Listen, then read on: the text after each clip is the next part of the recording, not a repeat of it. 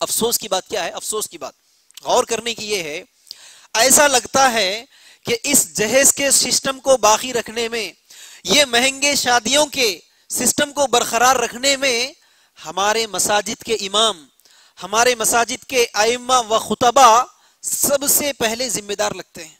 ایسا لگتا ہے کہ ہمارے مساجد کے امام بالکل نہیں چاہتے کہ یہ جہیز کا سسٹم ختم ہو جائے، یہ بالکل نہیں چاہتے کہ یہ مہنگے شادیوں کے رسم ختم ہو جائے۔ یہی تو وجہ ہے کہ وہ خود اعلان کرتے ہیں نا، کیا اعلان کرتے؟ ایک غریب خاتون آئی ہے، چلتے چلتے ان کی مدد کرتے چلے جائیے۔ آپ نے سنا ہوگا نا یہ اعلان؟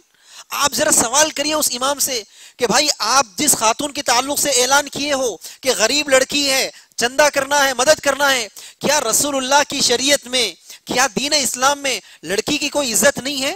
کیا لڑکی کی شادی کرنا ہے تو مسجدوں میں چندے مانگنا ہے، مسجدوں میں بھیک مانگنا ہے؟ سوچو آپ ایک مرتبہ، کیا رسول اللہ صلی اللہ علیہ وسلم کے دور میں جہاں جنگ کی خاطر، جنگوں میں جانے کے لیے، غزوات میں جانے کے لیے چندہ کیا جاتا تھا، اعلان کیا جاتا تھا جنگ تبوک میں جانا ہے، مال جمع کرو اللہ کی راہ میں، تو جب جنگ کے خاطر مال جمع کیا جاتا تو کیا آج تک کسی تاریخ میں کسی لڑکی کی شادی پر رسول اللہ نے چندے کا اعلان کیا سنا ہے آپ نے؟ کسی لڑکی کی شادی کے لیے رسول اللہ نے اعلان کیا ہے کہ فلاں غریب صحابی کی شادی کرنا ہے، فلانا صحابیہ کی شادی کرنا ہے، مال جمع کرو، مال اکٹھا کرو، کیا کبھی سنا ہے آپ نے؟ نہیں سنا ہے۔ تو جب رسول اللہ نے لڑکیوں کی اتنی عزت دی ہے، عورتوں کے وقار کو اتنا برقرار رکھا ہے کہ رسول اللہ نے کہا لڑکی کی شادی ہے، اسلام کے اندر سنگل 1 روپے کا خرچہ نہیں ہے۔ یہ چیز غور کرنے کی ہے، اسلام کے اندر سنگل 1 روپے کا خرچے کا کانسیپٹ نہ اسلام نے بتایا، نہ رسول اللہ کے حدیث نے بتائی۔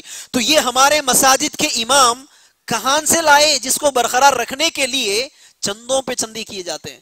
ہونا تو یہ چاہیے تھا کہ ہمارا امام اعلان کرنے کے بجائے وہ کہتا کہ بھائی اس لڑکے کو لاؤ، میں اس لڑکے کی اصلاح کروں گا، اس لڑکے کو سمجھاؤں گا، اس بے غیرت بے عزت لڑکے کی اصلاح کریں گے کہ مرد ہو اپنا سامان جمع کرو، مرد ہو اپنا پلنگ بستر جمع کرو۔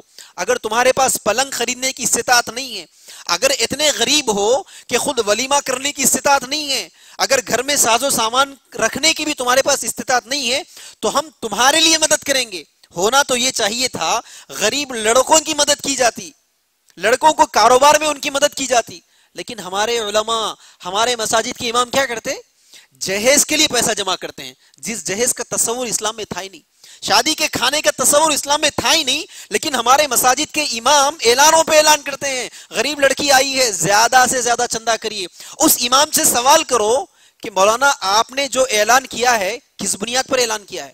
بلکہ آپ کے اعلان کی وجہ سے مزید جہیز کا سسٹم اور برقرار رہتا ہے، مہنگے شادیوں کا سسٹم اور برقرار رہتا ہے۔ بلکہ آپ خود دیکھ لیجئے، یہ چندوں پہ شادیاں کرنے والے، یہ بھیک مانگ کر شادیاں کرنے والے، یہ پیسہ کس کے اوپر خرچ کرتے؟ کیا داماد کو ہونے والے کاروبار کے لیے پیسہ دیتے؟ یہ لوگ نہیں دیتے۔ اپنی بیٹی کو 1-2 لاکھ روپے دے کے بیٹا چل تو اپنا کاروبار کر لے، اس کے لیے دیتے ہیں؟ نہیں۔ وہ کیا کرتے؟ یہ پیسہ جمع کر کے، یہ مسجدوں میں چندے کر کے کیا کرتے؟ بڑی سے بڑی دعوتیں نہیں کرتے، بڑے بڑے فنکشن ہالز بک نہیں کرتے، زیادہ سے زیادہ رسومات گھروں میں نہیں کرتے، مہنگے مہنگے کپڑوں کے اوپر پیسہ خرچ نہیں کرتے۔ اب جا کر اس امام سے سوال کرو مولانا آپ نے جو اعلان کیا ہے چندے کے لیے، کیا شریعت میں ہے لڑکی کی شادی کے لیے چندے کا اعلان کرنا؟ کیا اسلام کے قانون میں ہے کہ عورت کی اتنی بے عزتی کرنا؟ سوچنے کی بات ہے ساتھیوں، لیکن غور نہیں کرتے ہمارے امام۔ آج پوچھنے کا دور ہے، منہ بند مت رکھیے ساتھیوں۔ جس مسجد میں بھی اعلان ہوتا ہے لڑکی کی شادی کے لیے، اس امام سے سوال کرو کہ مولانا ہونا تو یہ چاہیے تھا کہ اگر کوئی چندے کی اپیل آپ کے پاس لے کر آتا، آپ اس ہونے والے نوشے کا نمبر لیتے، اس نوشے سے اس دلہے سے جا کر ملاقات کرتے، اس دلہے کی کاؤنسلنگ کرتے کہ بھائی تم مرد ہو، اللہ نے مرد بنایا ہے، الرجال قوامون علی النساء، اللہ تعالیٰ نے آپ کو حاکم بنایا ہے، کنٹرولر بنایا ہے، قوام بنایا ہے، کس پر؟ عورت پر۔ کیوں؟ فبما انفقوا من اموالہم، عورت پر مال خرچ کرنے کی ذمہ داری کس کی؟